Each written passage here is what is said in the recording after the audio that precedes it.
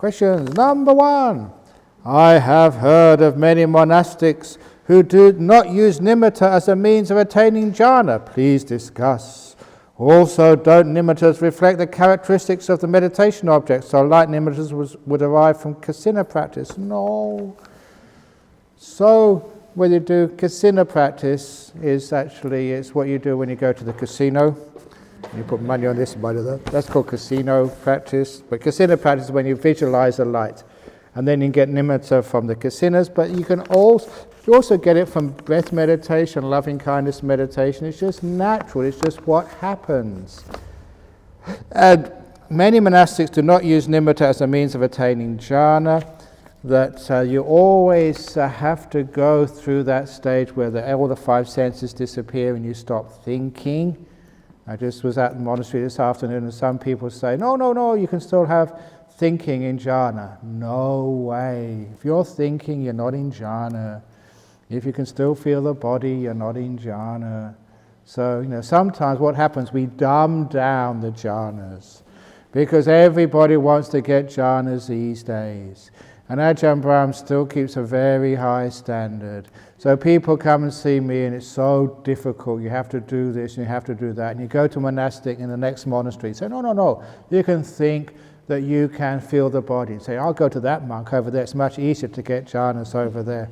It's just like you can get some degrees in US universities. Just send $25 or $100. You get a degree by the return of post.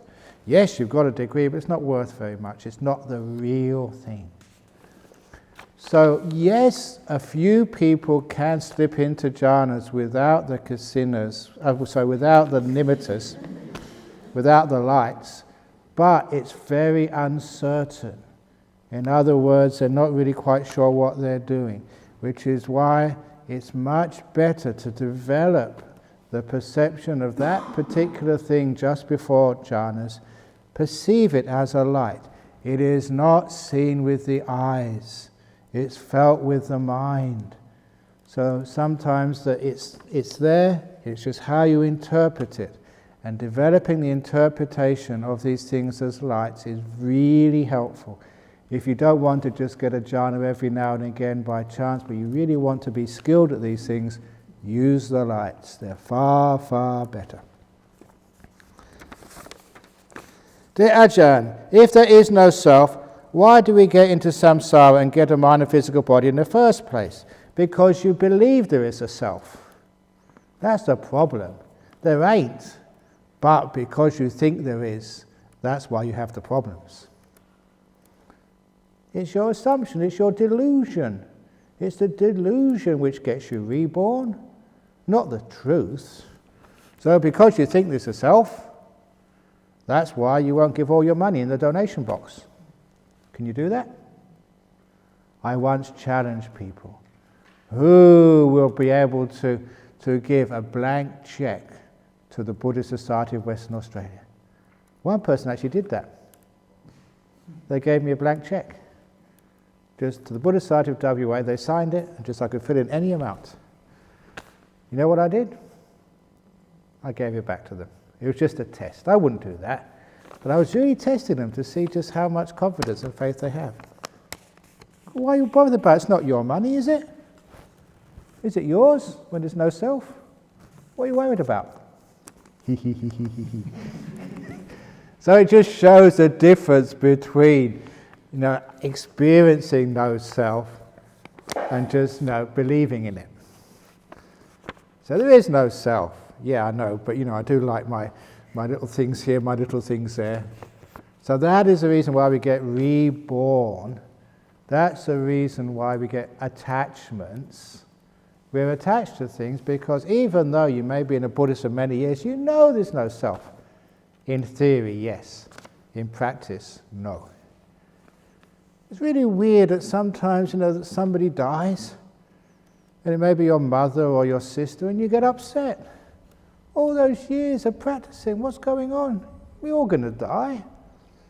Why can't we let each other go? It's only your sister, it's only your husband, it's only your kid. What's the big problem? Because it's my child, because it's my mother, because it's my sort of best friend. All the problems come when you put my before them. My. In other words, when it's attachment. And one of the great sayings of the Buddha, when I saw this brilliant saying, where there is a mine, there'll be a self behind it somewhere. Whenever there's attachment, it's because you have a sense of self, me. So that's how you can know whether you've got a sense of self left. If you own things, if you think it's yours. And that's why when things start to, all fear arises from something which you're attached to is being taken away from you. That's called fear. Something you're attached to, your mother, you're attached to them, they're being taken away from you. That's fear and that's suffering. Your own body is getting old. You're afraid. You're afraid you're getting old and ugly. Your beauty has been taken away from you, that's why you're afraid. You're afraid of the stock market crashing because your money has been taken away from you.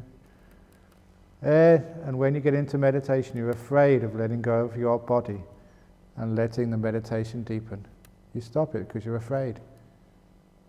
You're attached to your body and your five senses.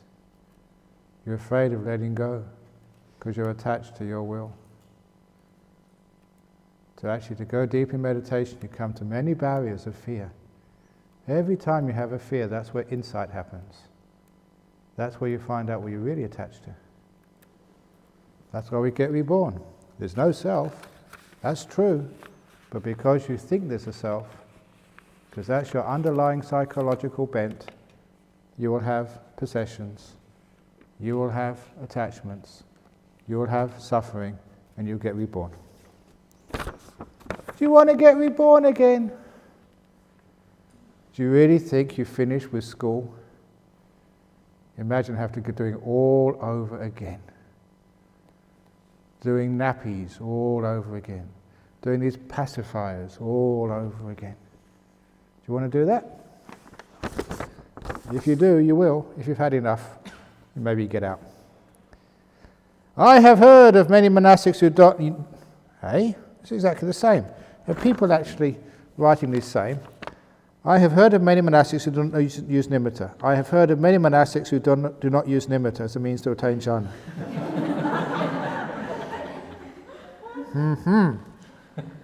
Someone is a bit schizophrenic. They got dual personality, exactly the same. That's weird. So please, only do the same question once. I know I tell the same stories over and over again, but you don't have to do the same questions over and over again. Ajahn, can nimittas be coloured? I saw a beautiful electric blue light this afternoon. That's because you put your fingers in the electric socket. I don't know what you did. Yeah, it could be any colour whatsoever. The colour is not important. What is important, simplicity, beauty, depth. If it really is a nimitta, one of the characteristic signs is it's a sort of blue or a pink or a mauve or a gold or whatever, which you can't really see in the real world. If it's white, it's really deep white. Never, see a colour like this. It's like white, but it's deeper than any real white you can ever see in the world. So these are supernatural colours. Brilliance and wonderful. Dear Ajahn Brahm, is Jainism much different from Buddhism? Are there goals similar to Buddhism, attain nirvana? Do Jains practice meditation? Would love to hear your views and thoughts. Why? What's that got to do with meditation? Anyway, yeah, Jains, they were in the same time as the Buddha, but did they practice meditation? No. And where I get this from is from the Samyutta Nikaya, the Chitta Samyutta, where Chitta was a man, he was a very senior disciple of the Buddha. I think he was he was a householder, but he was very rich. And he went to see the leader of the Jains, and they were discussing meditation. And the leader of the Jains said, look, here's a disciple of the Buddha. A very well-known disciple of the Buddha. Come on, you answer this question. Is it possible to stop thinking? Do you believe that? And this chitta said, no, I don't believe that. I don't believe it's possible to stop thinking. And then the leader of the Jains said, see, even a chief disciple of the Buddha knows you can't stop thinking. It's just like trying to stop the current of the river Ganges with your fist. You cannot do that. Thinking is natural. And then Chitta said, yeah, I don't believe it because I know it, because I get into jhanas. These disciples of the Buddha are sneaky. You can't have an ordinary conversation with them. That's really a funny sutta, because what he was saying there, I don't believe it, I know it because I experience it. And making a very important distinction between belief and knowledge. But what it also showed, that these leader of the Jains, the head guy, didn't really understand that you could actually stop all thinking and be silent. Didn't even know that degree of meditation. So that really showed that in the other traditions there was not really any meditation to speak of, which was interesting. So what the Jains did was to basically, the law of karma, you got so much bad karma, the only way to stop being reborn is to use it all up. And the only way to use it all up is to torture yourself throughout the whole of your life, hoping that by the end of your life you will actually have finished off all your bad karma and you won't need to get reborn again. So those Jains, they were really doing all sorts of practices like standing on one leg facing the sun all day long, only eating just one grain of rice every few days. It's asceticism. And the Buddha said, no, we won't do that. So that was basically Jainism at that time, burning off all karma by being ascetic. And not making any new bad karma. That's why the Jains would be very strict vegetarians. They wouldn't even walk on the ground without somebody sweeping in front of them to make sure they never even squashed any bug. And they'd wear cloth over their faces to make sure they never inhaled any bugs. It's pretty tough. It's much more fun being a Buddhist. You can crack jokes, you can eat whatever you want, and you can actually sit on cushions. It's very nice. So if you want to be a Jain, fine. But sometimes there was a lot of competition between the Buddhists and the Jains. And so sometimes, the Buddhists, they had to do things because they had to keep up with the Jainses.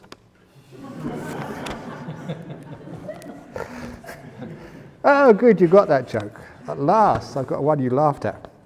Dear Ajahn Brahm, on the topic of superstitions, I love superstitions, traditions and rituals. Most religions I know of have some sort of icon which is revered. Don't you think it is time that these are put away? No, we need more icons. Don't you think you should have a statue of Ajahn Brahm here? No way. I know they're only symbolic, but are they not just another case of keeping conditioning active, whereby too many look to external factors to change and improve their lives? Look within, a great teacher once said. That's why sometimes you have a picture of the Buddha, a painting of the Buddha or something, just have a mirror inside, so when you look at the Buddha you just see yourself. That's interesting. But you have to be careful when you throw every tradition out. Sometimes they say the baby goes out with the bathwater. Having a Buddha statue, I think, is a great tradition. Keep that. But don't go wearing it around your neck to protect you from bullets. That's bad. Don't go like, I'm not sure if I told you, I heard this, there's a few Indonesians here, you should know this, that those big stupas out there, they're actually, from Borobudur, from just the same stone has made this great monument in the middle of Java. And if you've ever been there, they have the same thing, beautiful Buddha statues inside this stone monument. And the superstition is, if you can climb up there and put your hand inside, and if you can touch the Buddha, you will find true love. That's a superstition, that's what it says. So as soon as we put that, I told the monks, if ever I see any of you putting... you go to another monastery. And if ever I see any of you, and you're already married, I know who you are, putting your hand in there, I want true love. That's crazy. So having a Buddha statue like this is fine. And again, you may all know, I've been teaching this for a long time now, whenever I bow to the Buddha 3 times, I don't bow to that metal object. I bow to what it stands for. And what it stands for is virtue, peace, and compassion. So I bow to virtue. When I bow to virtue, it means so much to me, being a good person, trustworthy, honest, restrained so you don't take alcohol or other sort of bad drugs. That's such an important part of happiness in this world. It's very easy for me to bow to virtue and remind myself I must be a virtuous monk. Every time I bow, I remember that. Then I bow to peace, especially the stillness of meditation. That's just so important in life. I think it was, how was it now? Not Descartes, I remember it in a minute. He said, all the problems of mankind, and womankind as well, arise from not being able to sit still. Who was that again? I wrote about something. It's one of the French philosophers. All the problems of mankind and womankind come from not being able to sit still. Brilliant little observation, about 17th century he said that. And so I really respect peace in all aspects. Peace between people, between nations, especially peace between your ears. So you're quiet and making peace with things. So I bow to peace. And then I bow to compassion, to kindness, to forgiveness, to letting go of things. Because that really is such a beautiful part of our world, just being kind. Kind to your body, kind to your mind, kind to your stupidity, kind to the whole world, and forgiving, and accepting, and embracing. So when I bow to compassion, it means the compassion, I remind myself of its importance, so it grows stronger and stronger in me. So by doing those 3 bows to virtue, peace, and compassion, what the Buddha stands for, those qualities actually improve in me. It's not a superstition anymore. It's a spiritual practice which is incredibly effective. If I didn't have something to bow to, it would be very difficult to do that. So let's keep some of these rituals. And it really helps. Keep some of the respect for the Sangha. They're carrying on the tradition of the Buddha, both monks and nuns. Respect them. Respect your parents. Doesn't mean you do everything your parents say, but at least respect for parents is a very beautiful thing to see in our world. So this is not superstition. There's a reason for this. So a lot of the stuff in Buddhism, you don't have to have incense. That's why we don't have incense here. You don't need it, and it's just actually bad for your health. It's as bad as cigarette smoke. You don't need to have lights here. We've got those candles, but we don't light them. We've got electric lights. It's much easier. So there's many of those superstitions we don't really need. Those ones we can let go of. But the icons, just something simple, just like a Buddha like this, is good enough. Of course, sometimes there's so many Buddhas, just icon after icon after icon. And sometimes you spend all the money just building a big hall for the Buddha, and never a hall for the people. Never like huts for the nuns to stay in. And that's really wrong. So in monasteries, sometimes keep them practical, simple. So just comfortable so the monks and nuns, people can come and visit. But you don't need chandeliers and gold and all this other stuff. I must admit, superstition really goes overboard. I went to Medan last year, and there was the biggest temple in the whole of Southeast Asia. I couldn't believe just how huge it was. It was like a shopping mall. And it must have cost $1 billion or $2 billion US. And it was there for Maitreya the Buddha, for when Maitreya comes. It's just a total waste of money. That really was superstition. So please, don't do that sort of stuff. Or like they said the other day, superstition which is not Buddhism, but which is culture, about Chinese traditions, especially with funerals. But don't think that just Chinese are superstitious. Westerners are superstitious as well when you do funerals. Now, I try and break the funerals. I was one of the first people in the whole of, certainly in West Australia, I was the first, probably in Australia, who cracked a joke at a funeral service, told a funny story. And when I remember doing that, And the funeral directors at the back, all dressed in black, going, no, no. But I'm not going to follow them, I just told my joke. So, that's breaking superstitions, and everybody loved that. So be careful of superstitions. Some of them, there's got some meaning behind it. Some of them haven't. If it haven't got the meaning behind it, you don't know it, then don't follow it. In Sri Lanka, the string around your wrist. Is that going to... I see many people in funeral services who had died and they had string around their wrist. It didn't work. So don't be so superstitious with this sort of stuff. What other superstitions have they got? Going to do chanting. And sometimes, please, Sri Lanka, where they do all-night Pirit chanting. And I really couldn't believe this. The Buddha actually said, don't do this. It's in the Vinaya, but still the monks do this. They chant very, very slowly. And the first time I heard this, please excuse me, I almost burst out laughing. I couldn't believe it. It was only out of respect because there were some very senior monks sitting next to me. But this is how they did Namo Tassa. And I'm not exaggerating.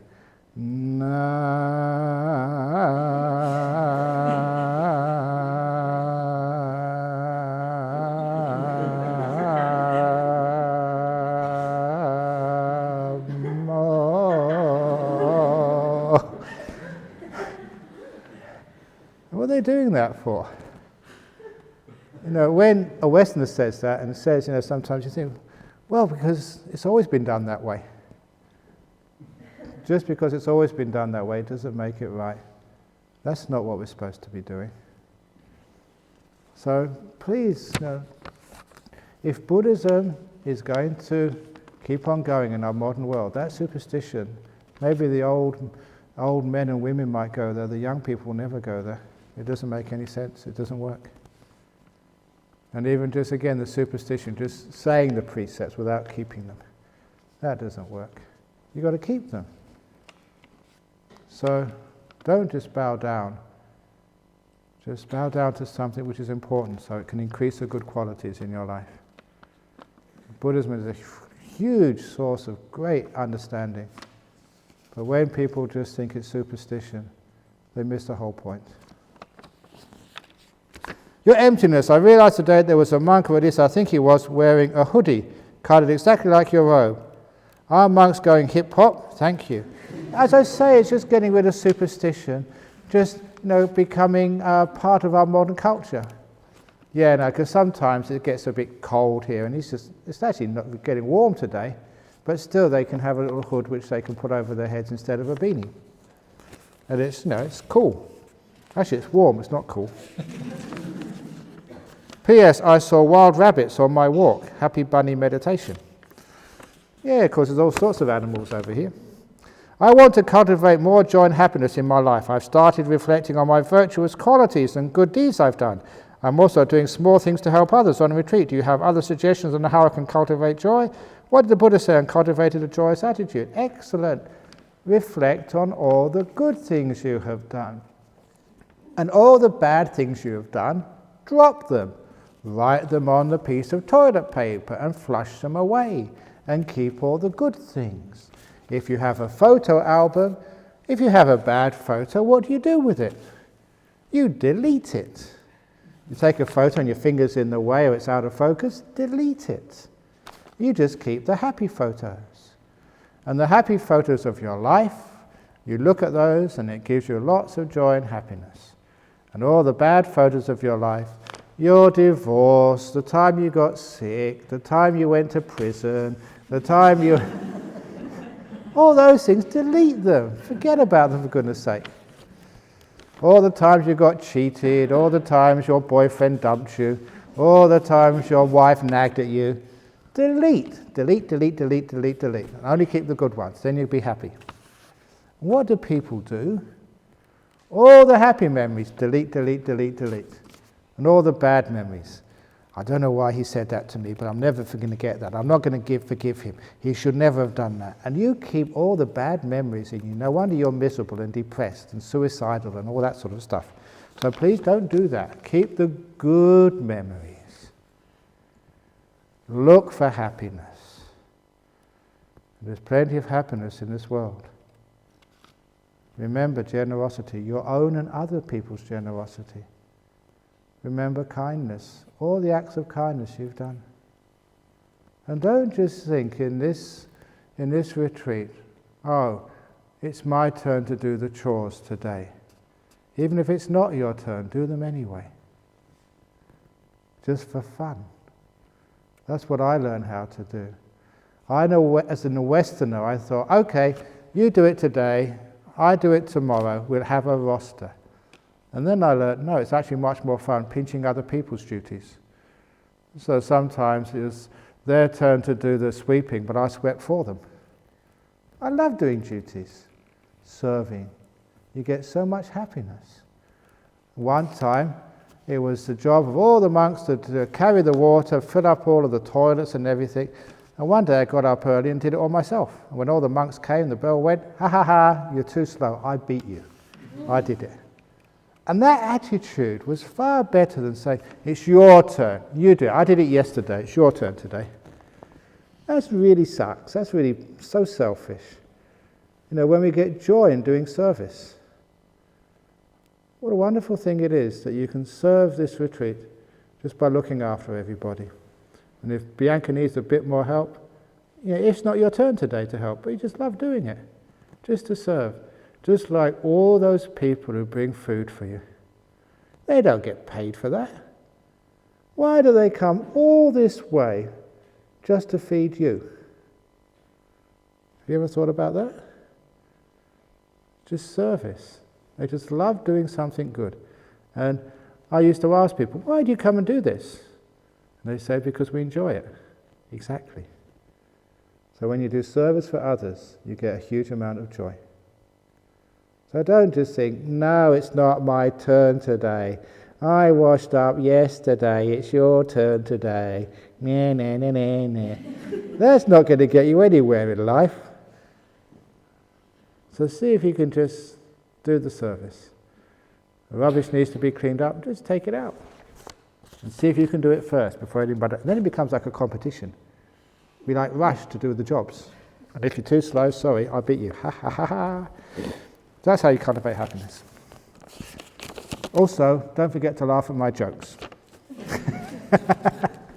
Why not? Even if it's a silly joke, you can still laugh. It doesn't hurt. I know what the difference is between sharing of merit and transfer of merit. It's pretty much the same, so I wouldn't really make any difference there. When I stop my inner talking, different visions appear. Can you explain why? Because you've still got an active mind, so you're not talking, but the mind is still making visions. So, calm down, be still. And then all those visions become still. So just calm down, just be still, just wait for a while. Don't do anything, don't react. And soon everything becomes nice and peaceful. What happens when you stop typing on the computer? You get the vision, it's called the screensaver. But if you don't do anything, after a few seconds, the screensaver disappears. Just like the mind. Those visions are your screensaver. Shh, don't do anything. And the screensaver will disappear. Does that sound okay? Anyway, my hero. Ah, isn't that nice? They call me my hero. Why are some monks in the other tradition vegetarian? It's the reason why monks in the other tradition are vegetarian is because some of the monks in our tradition aren't. We need variety in life. Variety in life is good. Is that okay? It's a good answer? Because the vegetarian question just goes on and on and on and on. Ever since the time of the Buddha, when Devadatta wanted to be a vegetarian, hasn't stopped. So, what's more important than what goes into your mouth is what comes out of your mouth. You make what comes out of your mouth pure, and then I think you'll be doing well in life. Dear Ajahn, how do I improve my self-discipline? Thanks. Beat yourself? No, don't do that. How do you improve discipline? This is a story from the Chinese art of war. The emperor had one general who had perfect discipline in the army. He wanted to find out from this general, how do you get perfect discipline in your regiment? And he said, my soldiers always obey my orders because I only ever tell them to do what they want to do. That's why they always follow my orders. That's a wonderful little statement. If I tell you what you want to do, then you'll always follow my orders. And then I'll have perfect discipline. But of course, you start looking deeper. And how can soldiers want to get up in the morning? How can they want to train hard? How can they want to go into battle knowing they may get killed or injured? And the answer is motivation. That general was such an amazing motivator that before the bell went early in the morning, the soldiers couldn't wait to get up. They were so highly motivated, patriotism, manliness, or whatever, I don't know what, they really wanted to train and fight. So when the battle began, they were just waiting for the order. They wanted to go into battle. They were motivated. That is the secret of discipline. Motivation. So you motivate yourself. Not with a stick, but with a carrot. That's why you get up early and meditate. Well, a few of you. Because you're motivated. The bliss better than sex. Enlightenment, just incredible ecstasy, stillness, all these great health benefits. My job is to motivate you. Then you want to meditate. But if I came in here with a big stick, if I had, PA systems in all of your rooms, with monitors in the office, and I could see what each one of you, 60 cameras, and I'd say, Glenda, get up, you're sleeping. You're going to bed too early, and monitors also in the kitchen. You're eating too much food. Stop it, Henry. Would that be real discipline? Yeah, you get up early, and you wouldn't eat so much, and you wouldn't talk so much. But would that give you any peace? The answer is no. So motivation is the way to get discipline. So my job is to motivate you to want to meditate. So when the chance comes, you just can't help it, you just want to. And many of you got that. You've got some really nice meditation, you're enjoying yourself, so you can't get enough meditation. Many of you have been silent enough, you love being silent, you don't want to speak. So I haven't actually forced you, be silent. I've motivated you, you see the benefit in it. And that is always the best way of discipline. Motivation because you understand the benefits. So you don't need to force yourself anymore. It just happens. Last night I finally got to the end of your book, The Art of Disappearing. And you disappeared? No. Last night I finally got to the end of your book, The Art of Disappearing. I was reading the part death, etc., the part about death. You talk about good and bad karma, and the bit that stood out for me is that even if you do heaps of good things, you quote say you never know which end of the good bad karma stick you will get. So are we in actual fact powerless beings? That's a simile of the Buddha. I toss up the stick. Which end is it going to fall on? Even if one end is really heavy and the other end is light, every now and again it falls on the light end. So this is all your good karma and all your bad karma. Whichever end is heaviest, it's liable to go on that end. But not always, even if you do lots and lots and lots and lots of good karma. Really kind, really generous, really good, but you've got a tiny bit of bad karma. Sometimes, oops, it's fallen on the light end. But don't worry, make lots and lots and lots and lots and lots and lots and lots and lots of good karma, make this end really heavy, the good karma end. The chances are you're going to get a good rebirth. But the point is, it's not certain. That's what makes samsara scary. So what you can do is increase your odds, which is what we do in life. Increase odds. And in the end, just get out of samsara. That's the best of all. Don't get reborn again. Otherwise, who knows? Dear your emptiness, in my country, when a lizard falls on your head accidentally, especially when it falls on your head, it's a bad omen that someone close to you will die in 1 or 2 days. In my family, sometimes that happens to be true. Is there something as a bad omen? No, it's a bad omen for the poor lizard. It probably hurt itself on your head. It's amazing all these superstitions you have, but it is actually true. When a lizard falls on someone's body, that someone will die in 1 or 2 days, because there's so many people close to you. People die every day. So whenever you see a kangaroo, someone will die in Australia. So these are superstitions. It doesn't work. If you actually did the statistics, get a scientist, a statistician, to see if there was any correlation between lizards falling on people's heads and close relations dying, and you'll find there'll be no correlation at all. So stop all that stupid superstition. Why Angulimala, serial killer, can be an arahat, while we can't even see nimitta? Exactly. Because even though he was a serial killer, he met the Buddha. So that's one of the reasons why. And he had incredible faith.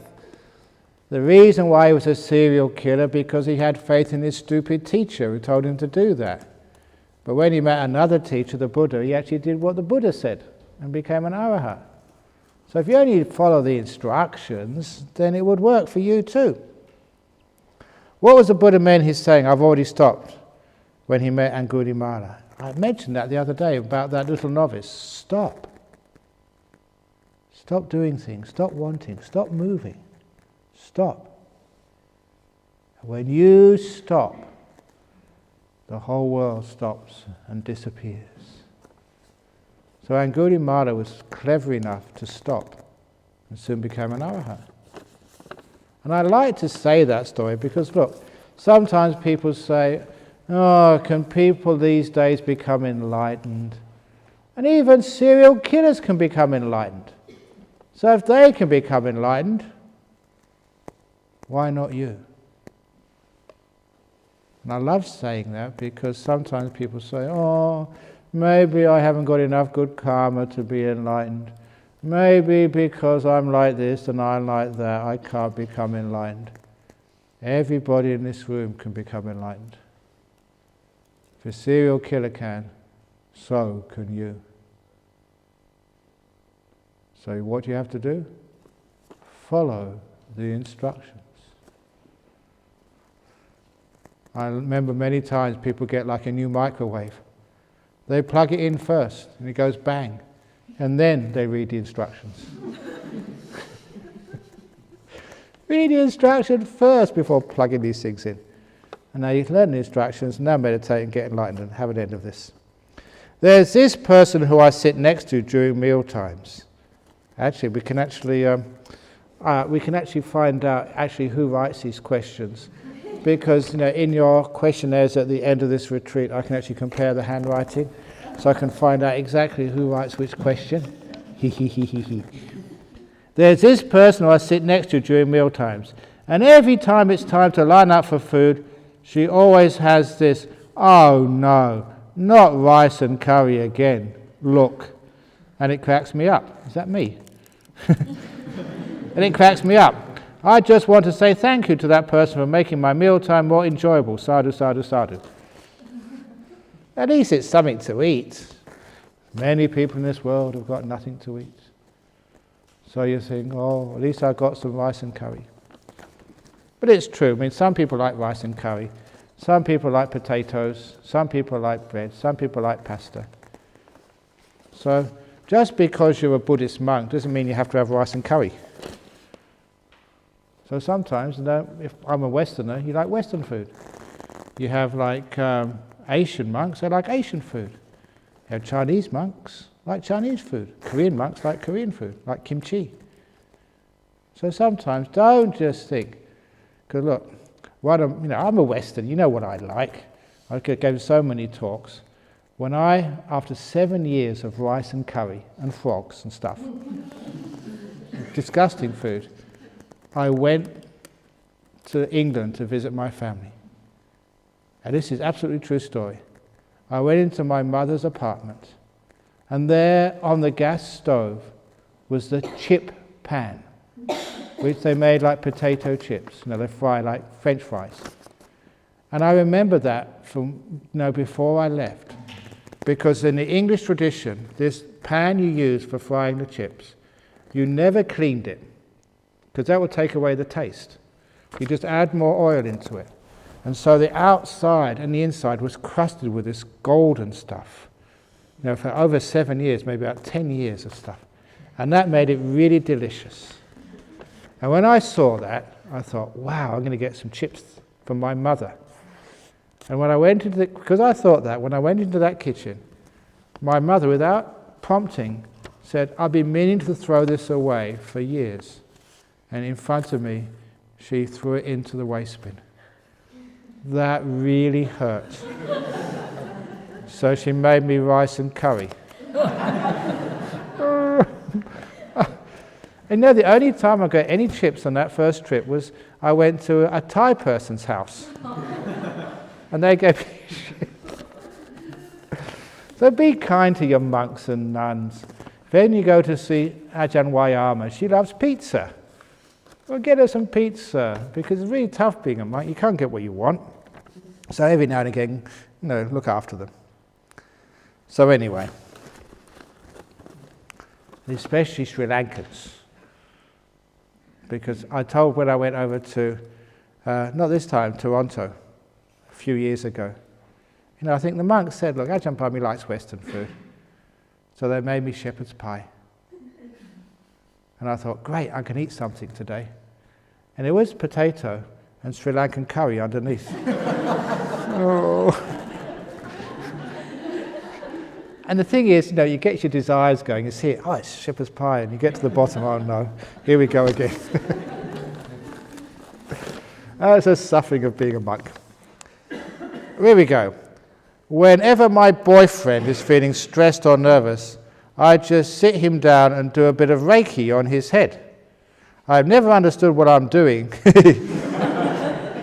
but intuitively I seem to know exactly what I'm doing. He says I always go to exactly the spot he needs it, and I notice his head is either hot or busy with some sort of energy. Is this result simply from the act of loving kindness, or is this due to some other explanation? No, loving kindness, that's what it is. Because you care for your boyfriend, you can actually feel it and you can contact. That's if you really have loving kindness, then everything works. And you can heal. I was just mentioning to someone earlier, when I used to be a kid in London, playing soccer in the streets, used to always go for these tackles, and it was like the bitumen or the stone pavement. And so I'd scrape the skin off my knees. And every time I'd do that, I always remember running off to my mummy, Mummy, I've hurt myself. And she'd kneel down and kiss it better. She'd just kiss it with all those germs on an open wound. And it would always heal up. And just the act of kindness, from your mother, took all the pain away. Every time the pain disappeared. And that was actually what happened. So it's amazing. Just loving kindness is an incredibly powerful healer. Your emptiness. Have there been cases where people are too attracted to nimittas that they take a long time, a few days to come back? Thank you. No, to jhanas, yes. But nimittas, no, they're not that stable. But if you get into the jhanas, they can stay a long time.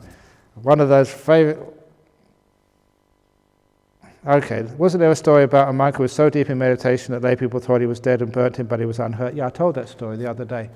The story I haven't told was of a monk, and there was a Vietnamese monk. Ajahn Sujato told me this story, but he won't tell me who this monk is, who came to teach a 9-day retreat, and before he gave the first talk on the Friday night, he meditated. I suppose it was supposed to be half an hour. After the half an hour meditation was finished, he was still meditating. And people just waiting for him to come out for the talk. After another hour had gone past, an hour and a half, what did you guys do? You just went to bed. So they left him there, no talk that night. And they got up in the morning, he was still meditating, hadn't moved. He stayed in that same position, not going to the toilet, not doing anything for about 8 days. Didn't move. So people would come in there, they get absolutely no instructions, no interviews, no talks. And he just was there all the time, just like the Buddha statue, didn't move at all for 8 days. And afterwards, he came out of meditation, he said, I apologize. I just got into a very deep meditation. I'm sorry I didn't give you any talks. And everyone said, no, that was one of the most amazing things we've ever seen. It's wonderful to see that still possible today. But that's what he did. So it is possible. The Ajahn, during Jhana, are monks actually allowed to take their own food or choose their food? What if there's a table of food served in front of you, like when you come to a family's home for a meal? Do they have to put everything on your plate, or can you help yourself? Thank you. Yeah. In the old days, we'd allow people to put everything in the bowl, and it was a big mess. And that's what we used to do. Every person, we took a spoon of this and a spoon of that, and look, it's just like, like the Sri Lankans and the Tamils don't get on. The Cambodians and the Thais don't get on. And so if you add the different foods, they don't get on either. And cause your tummy ache. And I used to have so many tummy aches because of so much food. It was just all different stuff. And it all go in the same bowl. The curry and the ice cream would go on top of the curry. The custard would go on top of spaghetti. And yeah, I mean, I've been there, I've done that. But after a while you think that's not really good for your health. So after that we decided, no. Like in Bodhinyana monastery, if you go there, the monks actually, we have the table all offered and the monks can just pick what they want from that, and it's much healthier. So that's what I do even here, because if I take all the food there, it would really make me sick. I won't be able to teach you. So I just choose a little bit what I need. So they are allowed to take. And if you think that's being soft, I challenge you tomorrow to get a big bowl and take a spoon of everything which comes, everything, and including, like we had ice cream today, the ice cream and everything else, and put it all on top and eat it. And then you know what it's like to be a monk. Okay, that's what you can do. What are ghosts? Are they beings like Peter, Ashura, Yaka, and the others? If they exist in different planes, how do they show themselves to other human beings sometimes, or even teasing humans? Is it true they'll get angry if we humans inhabit their homes, such as the trees or room, etc.? The ghost. Shall we have another ghost story? Now enough ghost stories. We have lots of time. Ghosts are just departed beings. They are Sorry, ghost got in my nose. They are lower beings, so they haven't got much power. All they can do is scare you. But if you realize what ghosts actually are, you have much more power than they do. So you can just go boo to them and they will run away. And that's really true. The first time I started seeing ghosts, they ran away from me. It's a really weird thing. What, you can see us? Ah! They ran. And I learned from that, and it's obvious, human beings are much higher than ghosts. So you have more power. It's very similar to the elephant and the mouse. The elephant is afraid of the tiny mouse. Who's got the most power? Of course the elephant has. The elephant can just stamp on the mouse and squash it. But the elephant is afraid of mice, just like you are afraid of ghosts. Tiny little beings, as far as power is concerned, but you're afraid of them. So if you ever see a ghost, scold the ghost. Listen, I'm meditating. Get out! Ugh. If you don't show any fear, the ghost will have to depart. All they can do is tease you, that's all. And if you're not scared, they'll go to the person in the next room in your cottage and scare them instead. So you're pretty safe. Ghosts can't do any harm. I've read somewhere that there are 3 meanings, 3 or how many I forget, of dreams. One of them is that when you dream a certain dream at night, it is a bad precaution and it means something. Is it true? If it is true, is there any examples of bad dreams which mean bad precautions? And how to differentiate between the bad precaution dream and the no meaning dream? Look, most dreams are not premonitions. They're not going to tell you what's going to happen. It's very rare to have a dream that is an omen.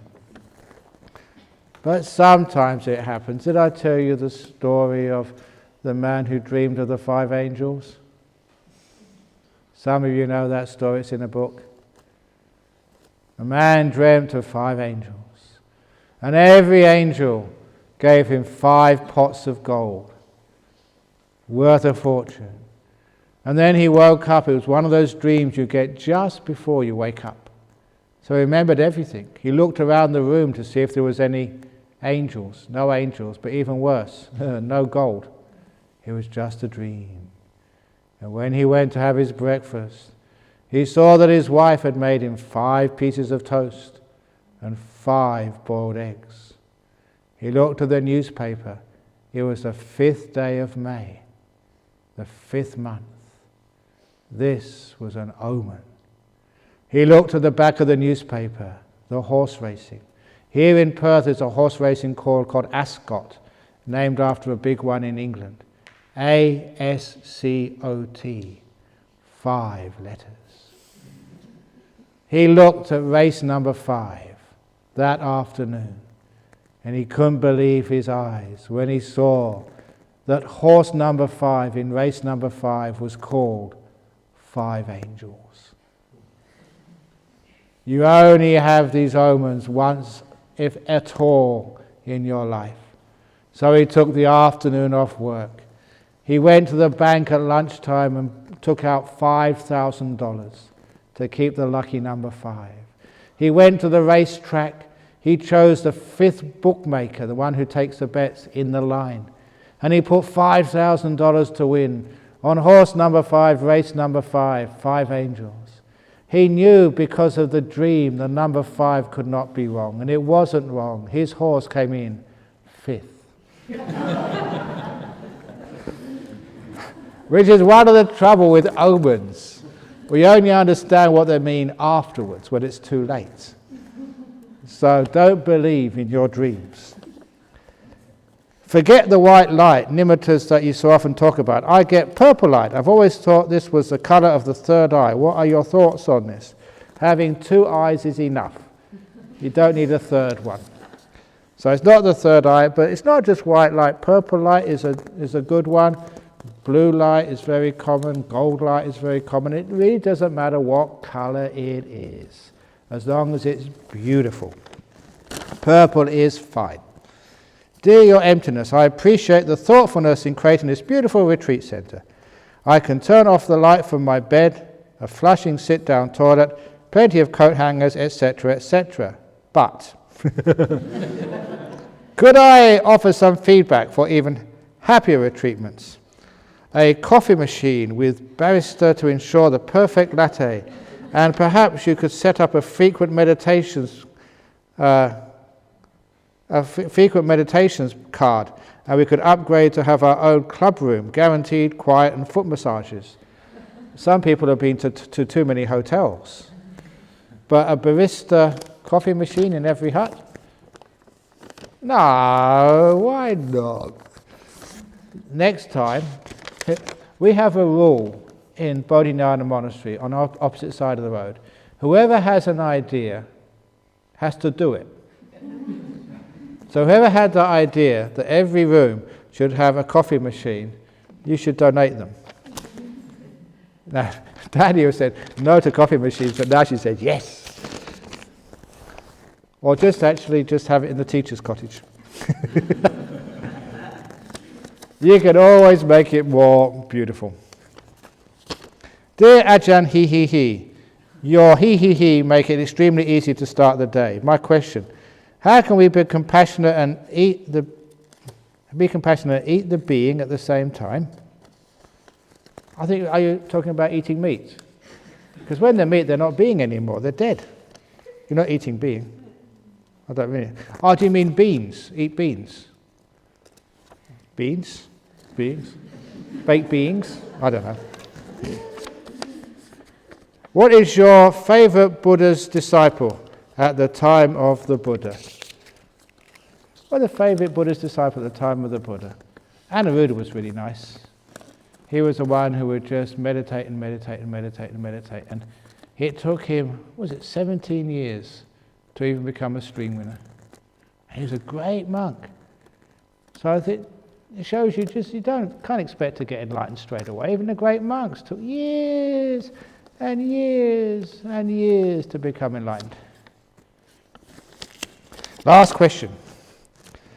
Dear Ajahn, I do not observe the precepts on the Poya days, but I follow the precepts. Do you need to observe the precepts to become a successful meditator? No, it's don't observing the one, it's actually taking them. Again, that is, superstition, just taking them. As long as you keep them, that's the most important. My own experience, being a Buddhist in London, and I started meditating first of all before I started keeping precepts. And then I thought, it's a waste of time, killing things. And so, I did become a vegetarian. And, sometimes as a young man, if when you get on a bus in London, if the conductor never asked for the ticket or not ever asked for the payment, I thought, well, why should I pay? It's his fault, he never asked. But that was stealing. So after a while, even if the conductor never asked for the fare, I'd still pay. I'd still offer it. If you forgot to ask for my fare. Because I didn't feel comfortable with actually taking something which was not given. And of course, I was always had just one girlfriend at a time, not two. That was enough suffering, having one girlfriend. So I never was actually committing that adultery. And I started being very honest. It was wonderful being honest because people would actually trust you. And of course, the last thing I did was actually give up drinking alcohol. And that was actually when I was a student at Cambridge. Because I was a scholar there, it was scholarships all the way for me, because I couldn't afford to go there any other way. So every year at the college I went to, there was a scholars' dinner. And you couldn't believe, this was supposed to be at a cultured college in Cambridge University in England. We started off with sherry served by butlers. These were really well-trained English butlers in the gallery designed by Sir Christopher Wren around this huge mahogany table. Now, I was studying science and mathematical science, and the butlers were going around the table in a clockwise direction, serving sherry. So me and my mate, my friend, who also studying maths, we worked out if we go at the same speed in an anti-clockwise direction, that means we will meet the butler twice each circuit rather than once, thereby getting twice as much sherry as our friends. That's what you do when you're a stupid student, see how much you can get. And having had, I don't know how many glasses of sherry, then we sat down for this 9-course meal, and every course had a different wine. Really, high quality stuff. And after the 9-course meal, then we went to the old library, the third room, where we had 3 big, crystal glasses. One was filled with port, one with Madeira, and one with claret. And then a mug came down, this big, about this size, silver, encrusted with jewels. And it must have been worth a fortune. It's one of those heirlooms. And it had to be filled with claret, this wine. And every student, not just the students, the professors, there was one of these guys was a Nobel laureate in chemistry. And everyone, even the Nobel laureate, had to drain the whole thing and say a toast in Latin. By that time, even if you knew Latin, you couldn't understand the slurred words. And that was supposed to be a good night out. And afterwards, it took me 2 days to recover from the headache. And that was supposed to be fun. That was the last time I drank any alcohol. It was absolutely ridiculous. And all that nice food, which people, 9-course meal, I vomited it all out. It was stupid and it was disgusting. Why people do that? And these are supposed to be intelligent people. And from that on, that's the last time I drank alcohol. Gave it up. It didn't make any sense. So, then I went to the temple. I used to go to the Thai temple. And I've been going there for many weeks, and one of the Thai monks came up to me and said, "It's about time you took the 5 precepts." I said, "What are the 5 precepts?" He said, "Not killing, not stealing, not committing adultery, not lying, not taking alcohol." And I said, "Sir, I'm already keeping them. Thank you very much. Bye-bye." I said, "Well, why do you have to say them if you're keeping them?" It's more important to keep them than to say them. So that's why so often that's one of the rituals and superstitions we don't do here. I never gave you the 8 precepts or the 5 precepts when we started this retreat. Very rarely do I do that, because you don't need to. I want you to keep them, not just keep saying them, which is much more important. So unfortunately, in some places, the ritual, the chanting is all they do, and they never even listen to what it means. So that's why doing is more important than saying. So we try and keep the precepts rather than just saying them. So there you are, that's the questions for tonight. So hopefully you enjoyed those questions. Are you turning off the thing already? So please have a wonderful night. Just to tie in the last little story, to tie in about keeping the precepts and also about ghosts. I like to actually give a warning, because you said about ghosts. There is one ghost which is dangerous. Wherever I go in the world, I like to warn people about this ghost. This is no joke. Well, it is a sort of joke, but it's true. I've seen this ghost possess people. I've seen it. And you know they're possessed when they act totally out of character. They're not themselves. They speak in a very, very strange voice. And I've even seen, unfortunately, kill people. I've seen many people dead because of when they get possessed by this ghost. It's called in Thai, the translation is the bottle ghost. It's called the bottle ghost. It possesses people and makes them say strange things. It lives in bottles of whiskey, pork, claret, Madeira, rum, vodka. When you open the bottle, it possesses you. You start to speak in very strange ways. And if you drive a car, it can kill you.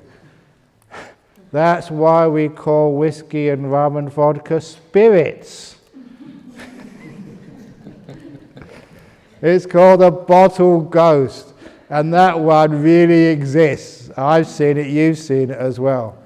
So if you're scared of any ghost, please be scared of the bottle ghost. That one exists, and that one is dangerous. So good night, and be careful. I told you there's no ghosts in this place. There's no bottle ghosts, so you're perfectly safe. Have a nice night.